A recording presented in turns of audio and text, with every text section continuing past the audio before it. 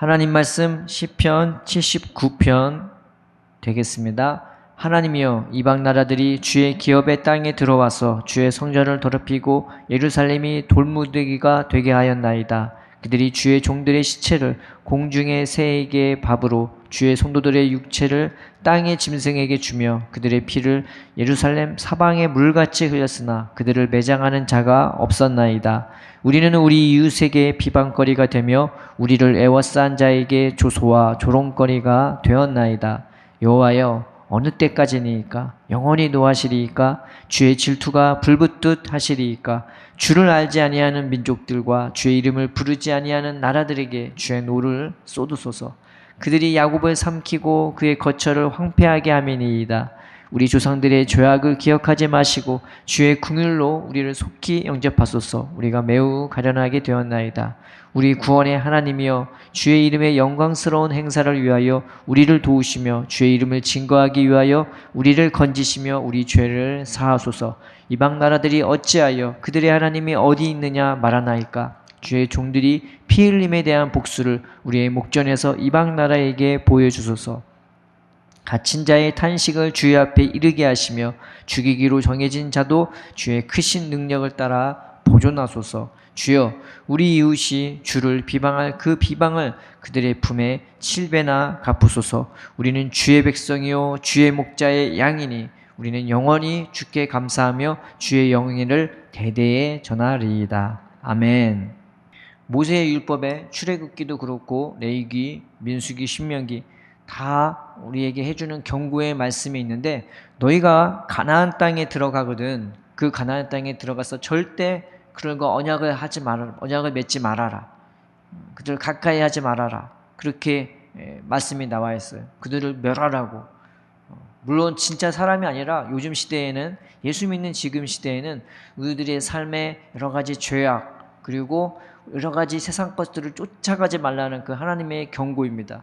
그 말과 함께 모세가 한 말이, 예수 하나님이 하신 말이, 너희가 그것을 가까이 하면 그것이 너에게 올무가 되리라고 말씀하셨던 것이죠. 너한테 고통이 되고 짐이 되고 너한테 무거운 것들이 된다는 것입니다. 그러니 그걸 가까이 하지 말고, 하나님이 그거를 경고하기 위해서 그 말씀을 하시기도 했지만, 정말 세상 것 가까이 하고 내가 세상 것 좋다 하며 따라가면요, 그리고 언약을 맺으면 그것이 어느 순간 나를 찌르는 것이 되고 나한테 가시가 되고 나한테 올무가 되고 짐이 되는 겁니다. 결국 나중에는 구원도 잃어버린, 하나님도 잃어버리는 그런 지경에까지 이를 수도 있는 것입니다. 우리가 조심해야죠, 이 말씀을. 또 그 말씀과 함께 하나님이 모세를 통해 하신 말씀은, 너희가 만약에 내가 돌아오라고 그때마다 너를 치고 너희를 붙잡아주는 그 구원의 메시지를 너희가 거부하면서 끝까지 나를 거부하고 나한테 반역하고 나를 배반하게 되면은 내가 너희를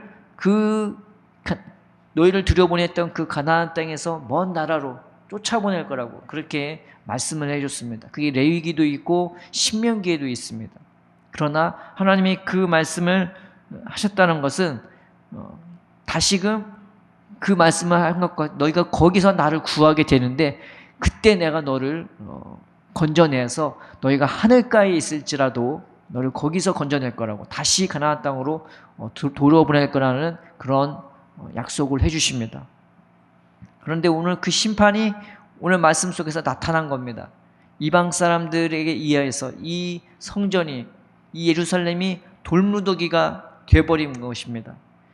즉 이 심판이 이르렀다는 것은요, 그들이 하나님의 수도 없는 그런 경고의 메시지를 들었다는 것이고, 또 하나님을 수도 없이 돌이켰음에도 불구하고 끝까지 하나님 앞에 반역했다는 것이고, 또 그런 심판을 받았다는 것은 그렇게 많은 은혜를 받았음에도 그들의 마음에 이루마다 없이 강팍해져서 하나님에 대해 무감각해지고 세상과 짝하면서 탐욕의 길을 가고, 가난한 자, 연약한 자, 힘없는 자를 도와주는 게 아니라 오히려 그들을 괴롭게 하고 그들을 슬프게 하고 그들을 분하게 만들었던, 그들이 이루마다 없이 폐역하고 망할 수밖에 없는 그런 상태가 되었다는 것입니다.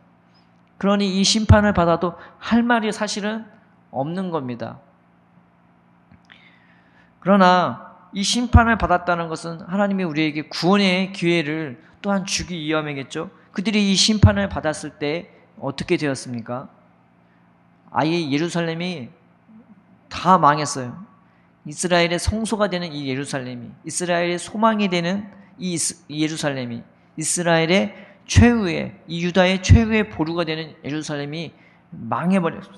돌무더기가 된 것입니다. 그래서 하나님 말씀처럼 그 심판이 다 이루어졌어요. 그래서 에스겔이나 에레미야나 에스겔에서 보면은 하나님이 이스라엘을 어떻게 심판할 거냐, 유다 백성을 어떻게 심판할 거냐, 그들을 죽이시되 칼로, 기근으로, 그 다음에 전염병으로 그렇게 죽이실 거라고, 그 다음에 들짐승의 밥으로 그들을 줄 거라고 그렇게 얘기를 했습니다. 그래서 2절 3절에 이런 죽음이 적혀 있는 것입니다. 2절 3절에 뭐라고 적혀 있습니까? 공중의 새에게, 그 다음에 들짐승에게. 이스라엘에게 있어서, 세상에서도 그런데 이스라엘에 있어서 가장 이 욕된 죽음이 뭐냐, 내가 묻힐 곳도 없는 거예요. 묻힐 곳도 없이 내 시체가 공중의 새나 들짐승에게 밥이 되는 거예요. 그만큼 저주스러운 죽음인 것이었습니다. 지금 그 상태까지 간 거죠. 그 다음에 이웃의 비방거리가 되고 놀림거리가 됩니다. 4절에 보면은 이웃이 나를 비방한대요. 여기서 말한 이웃은 어디겠습니까? 그러죠. 우리 근처에 있는 모압, 암몬, 에돔, 그리고 우리 안에 있는 블레셋입니다. 우리들의 조속거리가 되는 거예요. 마귀의 조롱거리가 되고 마귀의 비웃음을 사게 되는 것입니다. 그리고 내가 쫓겨간 그 이방 나라에 가서 그 나라 사람에게조차 비웃음을 당하는 것도, 네 하나님이 어디 있느냐? 그 이방 나라의 사람들이 우리를 보고, 그 망한 우리를 보고 욕하는 거예요. 뭐라고 욕하냐? 야, 쟤네들은 자기 하나님도 자기 신도 제대로 못 섬긴대. 그런 소리를 듣고요. 또 무슨 소리를 듣냐? 야, 쟤네들은 자기 신에게조차 버림받은 백성이야. 자기 신에게조차 저주를 받은 백성이라고, 심판을 받은 백성이라고.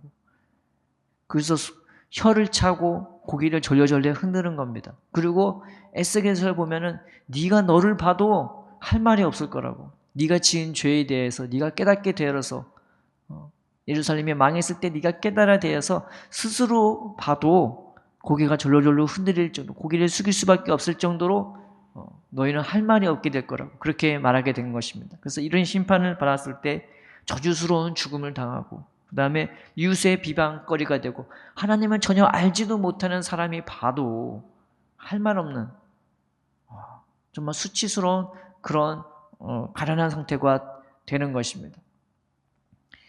하나님이 그런 심판을 내리신 거는요, 오히려 우리에게는 구원의 기회가 되는 것입니다. 하나님이 심판을 하시는 이유는, 이 세상에서 심판을 하시는 이유는 우리를 망하게 하려고 하는 것이 아니라 우리를 낮추시고 가련하게 하고, 또 하나님 앞에 매달리고 돌아오고 그 주님을 바라보게 하려고, 의지하게 하려고 그런 심판을 허락하는 것입니다. 그래서 4절에 8절에 보면은 하나님, 내 기도를 들어달라고, 내가 가련하게 되었다고, 낮아지게 되고 비참하게 되고 누구를 의지할 수도 없어요. 이방 사람을 의지할 수도 없어요. 이방 사람들조차 나를 보고 비우는데 내가 나를 의지할 수도 없는 거예요. 그리고 돌아갈 수도 없어요. 이미 끌려와갖고 사로잡혀 있는 그 상태가 감옥에 있는 것 같고, 법으로, 그 다음에 힘으로, 그 다음에 능력으로 그들이 거기에 갖추어진 무덤 속에 있는 것처럼 가둬진 상태이기 때문에 누구를 의지할 수도 없는 것이, 그래서 하나님의 말씀을 의지할 수밖에 없어요. 주의 이름을 의지할 수밖에 없는 것입니다. 그래서 9절에 이런 말씀이 있는 것입니다. 시편 78편 9절에 79편 9절에 뭐라고 나와 있냐면요, 우리 구원의 하나님이여, 주의 이름의 영광스러운 행사를 위하여 우리를 도우시며 주의 이름을 증거하기 위하여 우리를 건지시며 우리 죄를 사하소서. 내가 하나님께 기도하는 것은 나를 의지해서 하는 게 아닙니다. 내가 좀 기도 많이 하고 내가 좀 의로워서, 우리가 착각하는 게 내가 기도하면은 하나님이 내 기도를 들어주신다고. 자칫 잘못하면 그 기도하는 것 자체가 내 의가 되고, 자칫하면 내가 기도 많이 해서 스스로를 높이는 수가 있어요. 그런데 진짜 은혜는요, 내가 얼마나 흉악한 죄인임을 깨닫는 겁니다. 이거 기도할 수 있는 게 나 기도한다고 자랑하는 그게 아니라 바로 주님 앞에서 낮아지고 겸손하고 기도할 수 있게 하시는 그 하나님께 오히려 낮아지고 겸손해질 이유인 것입니다. 오늘 말씀에 딴 걸 의지하는 게 아니라 주님의 이름을 의지했어요. 하나님이 이스라엘 백성을 출애굽에서 건졌을 때 자기의 이름을 처음으로 드러내줬어요. 나는 여호와라고. 나는 여호와라고. 이 여호와의 이름이 이스라엘 백성에게 어떤 의미냐? 정말로 하나님의 구원을 받기에 아무것도 너무나 무능하고 연약한 그들이었는데 그런 그들을 구원하신 하나님의 은혜의 이름이었습니다. 여호와라. 나는 여호와라. 너를 살피고 너를 보고 있고 너를 구원하는 나는 여호와라고. 또 하나 이 여호와의 이름은 그들의 연약함과 완악함에도 그들을 사랑하고 그들을 품어내고 그들을 끝까지 인도해 주시는 하나님의 또 다른 은혜의 이름인 것입니다. 나는 완악해요. 잘 깨닫지 못하고 쉽게 지치고 쉽게 피곤하고 쉽게 하나님을 원망하고 쉽게 하나님에 대하여 대적하는 우리들임에도 불구하고 하나님이 그들을 품어내 주세요. 그래도 참아주시고 기다려주시고 그들을 인도해 주시는 거죠. 그래서 하나님이 모세에게 자기 이름을 드러냈을 때 여호와로다 여호와로다 인자와 진실이 풍성하신 하나님이라고 그렇게 소개가 한 것입니다. 오늘 기도할 때 뭘 붙잡고 기도했냐? 내 열심을 가지고 기도한 게 아니에요.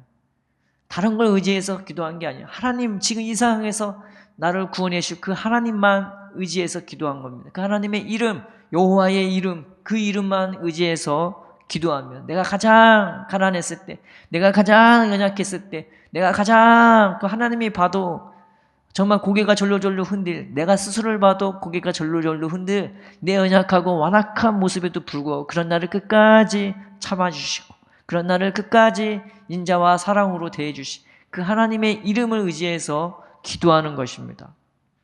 지금 이 시대에는 구원의 때입니다. 지금 이 시대는 또 다른 말로 심판의 때이기도 합니다. 무엇이 심판입니까? 하나님을 믿지 않는 것, 저 하늘나라를 바라보지 못하는 것, 이게 심판입니다. 그게 가장 무서운 심판이에요. 그런데 내가 삶 속에서 조금 안 되고 내가 삶 속에서 좀 영적으로 무겁다 해도 바로 그때가 하나님이 나를 구원하실 때입니다. 하나님, 내가 주님 바라보게 해달라고, 주님을 의지하게 해달라고. 우리가 다른 것을 의지하는 것이 아니라 그들이 이 시편에서 그 여호와의 이름을 의지하듯 지금 우리 시대에 우리에게 주신 예수님의 이름을 의지합시다. 십자가에 못 박히신 그 십자가에 달린 그 편말대로 우리의 왕이 되신 우리 예수님의 이름을 의지합시다. 나를 구원하기 위해 십자가에 못 박히신 그 예수의 이름, 내 연약함과 내 완악함에도 불구하고 나의 죄를 짊어지시고 나를 위해 용서를 구하신 그 예수님의 이름을 의지해서 내가 비록 하나님의 말씀처럼 지금 괴롭고 슬픈 상태이라 할지라도 우리가 주님의 이름을 의지해서 하나님 나를 구원해 주세요. 주님 내 마음을 돌이켜달라고 온전히 주님을 바라보고 온전히 주님과 동행하면서 주님이 내게 주실 그 하늘나라의 영광을 바라보고 심는 대로 거두는 그 하나님의 법칙을 따라 오늘 우리가 낙심하지 않고 좌절하지 않고 믿음으로 살게 해달라고, 은혜로 사랑을 해달라고, 사랑으로 살게 해달라고 우리가 기도했으면 좋겠습니다. 원수 마귀가 비록 우리를 조롱하고 비웃고 우리를 넘어뜨리기 위해서 유혹하고 또 여러 가지 두려움과 염려로 우리를 찌르고 공격하려 할지라도 우리가 원수에게 해줄 수 있는 가장 큰 보복은 그들을 멸망시키는 것이 아니라 내가 하나님의 은혜와 성령으로 충만한 것이 가장 훌륭한 보복이 되는 것입니다. 지금은 심판의 때이고 지금은 구원의 때입니다. 우리의 참된 구원자가 되신 예수님을 의지합시다. 13절에 보면은 우리는 주의 백성이요 주의 목장의 양이라고 했습니다. 우리 주님이 우리의 왕이지 않습니까? 우리 예수님이 우리의 목자시지 않습니까?